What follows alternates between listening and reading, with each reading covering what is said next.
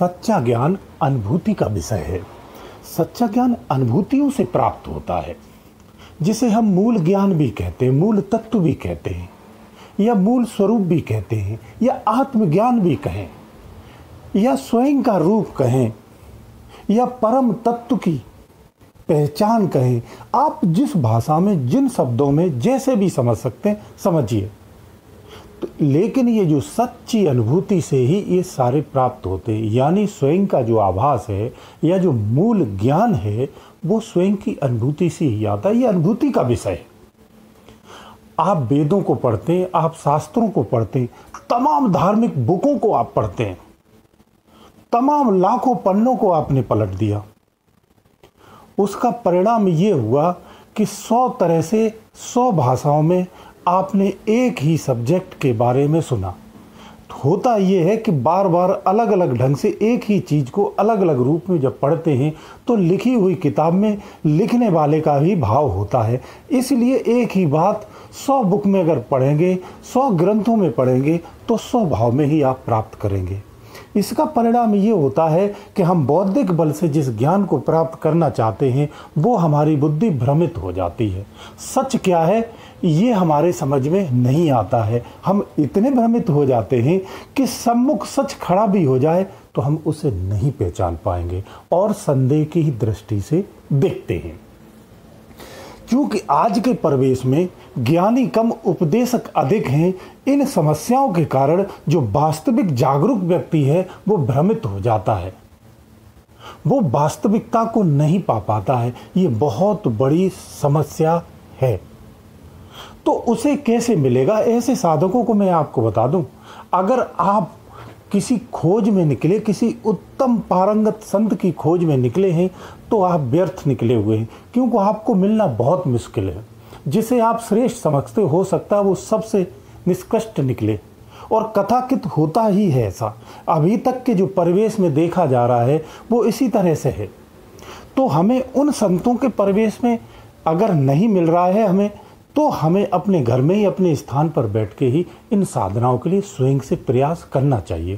कहने का मेरा तात्पर्य, पहले स्वयं को उत्तम बनाइए। बिना गुरु के भी आप साधना करते हुए अपने आप को उत्तम बना सकते हैं। जब आप उत्तमता की अवस्था में आएंगे तो मेरा विश्वास करिए, निश्चित रूप से जिस संत की आपको तलाश है वो आपको स्वतः से मिलेगा। ऐसे लाखों मेरे पास उदाहरण हैं। मैं किसी चीज़ को मन से नहीं, बहुत फिजिकली बोलता हूं, जो घटनाएं हुई हैं, और वर्तमान में ऐसे बहुत सारे लोग हैं जिन्हें उत्तम संत मिले और अपनी सीमा में उन्होंने तरक्की की है। तो हमें क्या करना होता है? जो मूल ज्ञान है जिसकी हम खोज में भटक रहे हैं, वास्तव में अगर घर में बैठकर आपने इतने दिनों तक अगर कोई साधना की होती, कोई उपाय किए होते तो शायद बहुत कुछ प्राप्त हो गया होता है। आपने आधा जीवन इसी खोज में निकाल दिया। गुरु नहीं मिला तो आपने शास्त्रों को पढ़ना कर दिया, चालू कर दिया। तो इससे क्या हुआ? हम भ्रमित हो गए। इस मार्ग पे मत जाइए। मैं आपको बहुत सरल बताता हूँ, बहुत सही तरीका बताता हूँ। आप कहीं मत भटकिए, कहीं मत जाइए, कहीं भीड़ का हिस्सा मत जाइए, और किसी भीड़ के हिस्से में जाकर के धक्के मत खाइए, हाथ पैर तुड़वा के मत आइए, बीमार हो के मत आइए। आप अपने घर में रहिए, आप अपने समस्त जीवन के कार्य भी करिए। ये जीवन जो आपको मिला है ये बहुत अनमोल है। इस जीवन की महत्ता को, इस जीवन की समस्त सुखों को समझिए और जानिए और पहचानिए। इसीलिए कहता हूं, आप भौतिक सुख से प्रथमवत स्वयं को जानिए कि मैं क्या हूं, मेरी क्या वैल्यू है, मेरे जीवन का उद्देश्य क्या है और ये संसार क्या है। संसार को ऐसे भ्रमित करके आपको नहीं त्यागना, या संसार से विमुख नहीं होना है। पानी में रह करके कभी भी, कहते हैं ना, मछली अगर पानी में रह करके गीली ना हो तो कैसे रह सकती है, या मगरमच्छ से बैर करेगी तो कैसे रहेगी, वो सब्जेक्ट अलग है। तो हमें संसार में रहना है तो संसार में जीना है ना, इस जीवन को चलाना है तो संसार में जीना है, और जीना ही नहीं है, सारे सुखों को भी भोगना। लेकिन कैसे? विवेक के साथ, अज्ञानता के साथ नहीं। तो आप वैसी कहलाएंगे, आप भटक जाएंगे, स्वयं का नष्ट कर लेंगे। जो विवेकी होते हैं इसी संसार को स्वर्ग बना लेते और स्वर्ग से भी सुंदर जीवन जीते, और जो अज्ञानी होते हैं वो नरक से भी बदतर जीवन या जीते। आपके सम्मुख इर्द गिर्द आसपास आप देखेंगे तो आपको दिख जाएंगे ऐसे लोग। तो विवेक से जीवन जीना होता है। इसीलिए आप अपने विवेक का इस्तेमाल करते हुए अपने आप में जो युक्ति आपने सीख रखी किसी संत बाणी से या कहीं से भी, उसी से आप ध्यान करना प्रारंभ कर दीजिए घर में। आप देखिए उसका नतीजा, मत भटकिए आप कहीं भी।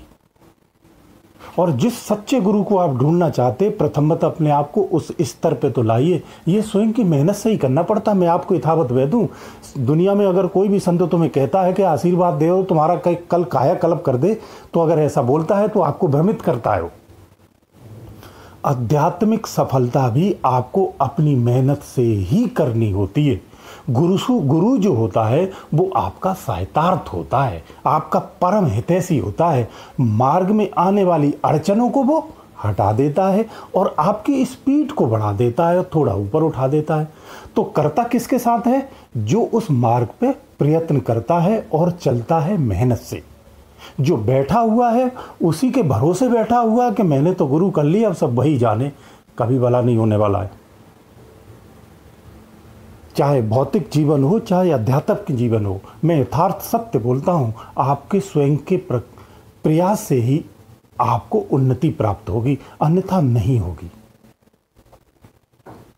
तो अपने आप में लगिए और स्वयं में लग के और मेहनत से आज से ही जो भी आपने साधनाएं सीखी है, ध्यान साधना में आप लग जाइए। मैंने ध्यान साधना के बहुत सारे तरीके बताए और आज के प्लेटफॉर्म में ये सब बहुत साधारण है, आसान है, आप कहीं से भी जान सकते हैं।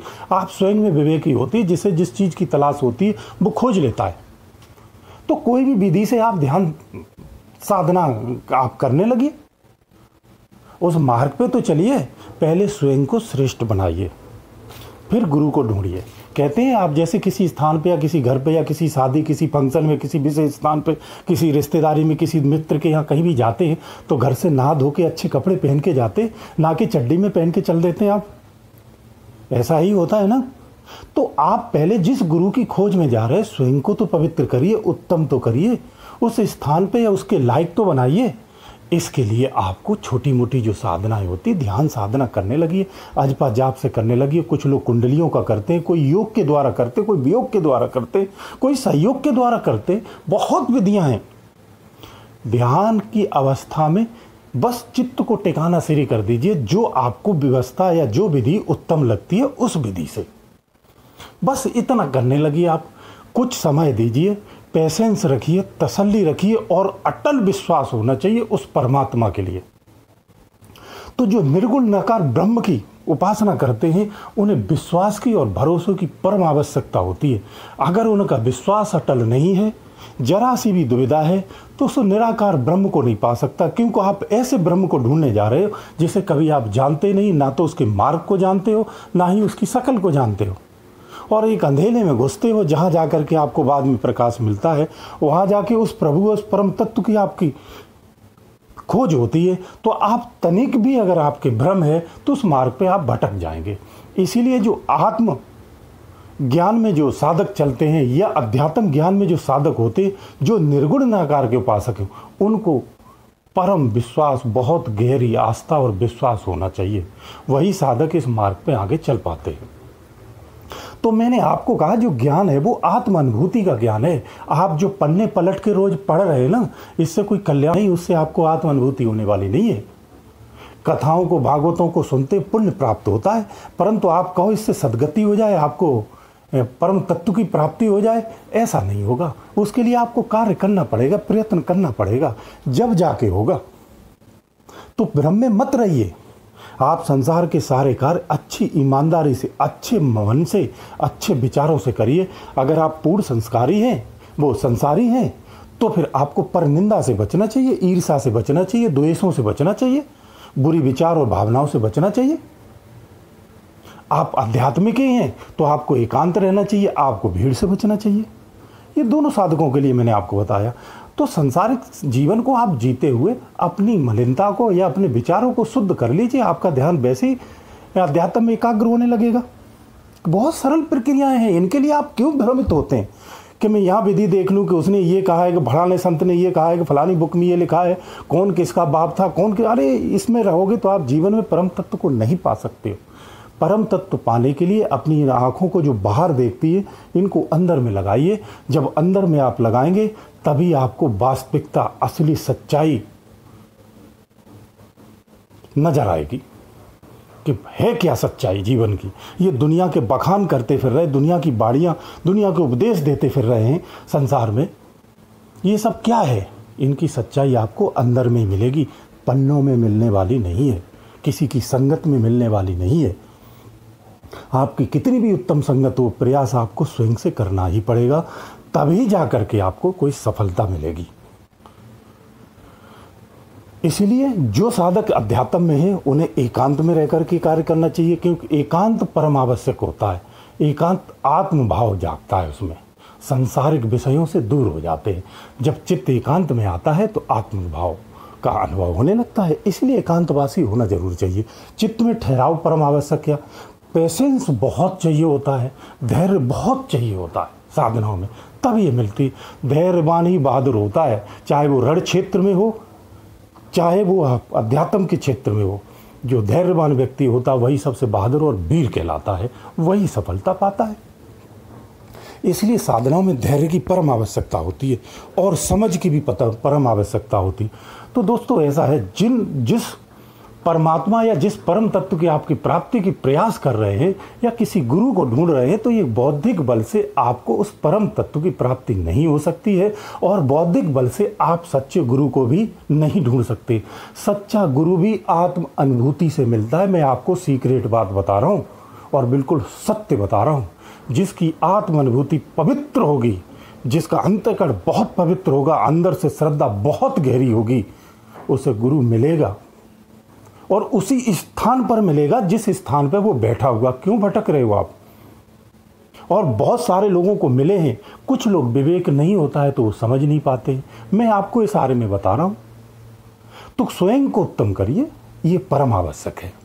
इसीलिए भटकाव में मत रहिए, इधर उधर मत भटकिए, कहीं मत जाइए, अपने स्थान पर।